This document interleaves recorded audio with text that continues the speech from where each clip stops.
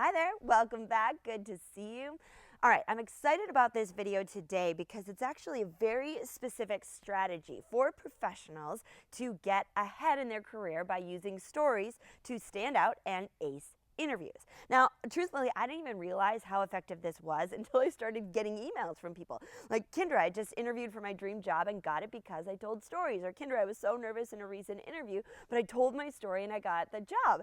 They just, they started coming in and it ended up like I got the job was one of my favorite subject lines. So I thought what I would do is take a few specific techniques that you can use to rise through the ranks by using your story. All right, so two quick ones. The first one is be prepared. Now, I know what you're thinking. Obviously, you're going to be prepared when you go into an interview, but I want you to be prepared from a storytelling perspective.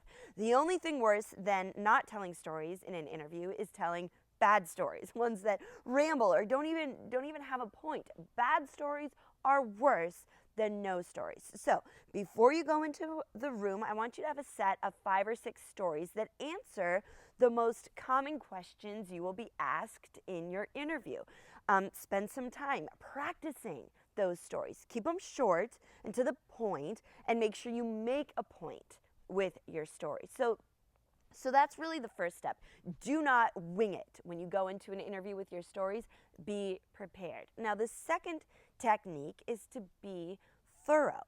All right, one of the great things about stories and storytelling is when you tell a complete story, one with a narrative arc and a little suspense or struggle or discovery, the person listening to that story naturally engages. Their brain naturally starts creating images to go along with the words you're speaking.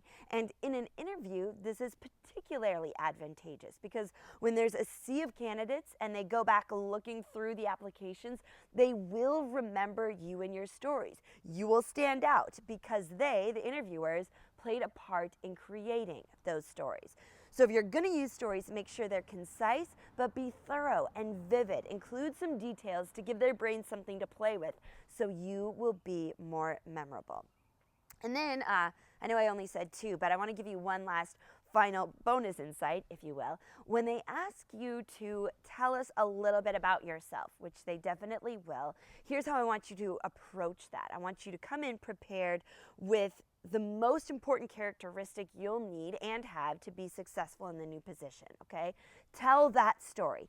Then talk briefly about a few of the bullet points on your resume. Then, after you've done that, when you are coming back to wrap up that question, come back to the story you told in the beginning. That way, right off the bat, they're going to get a real glimpse of who you are as a person and not just the points on the resume that they already have sitting in front of them, okay? You know, I've had pilots land jobs, which are tough to do. Judges get seats on a bench, and big tech firms get hired for positions. Executives and beginners alike dream jobs, all because they chose to use storytelling to their advantage in interviews. And now I hope you understand how you can do that too. Okay? That's all for now. If you know somebody who's going in for an interview, whether it's for a college interview or a job interview, please feel free to pass this video on. Until next time, know that you are just one story from greatness. I sure hope you choose to tell yours. I'll be back soon.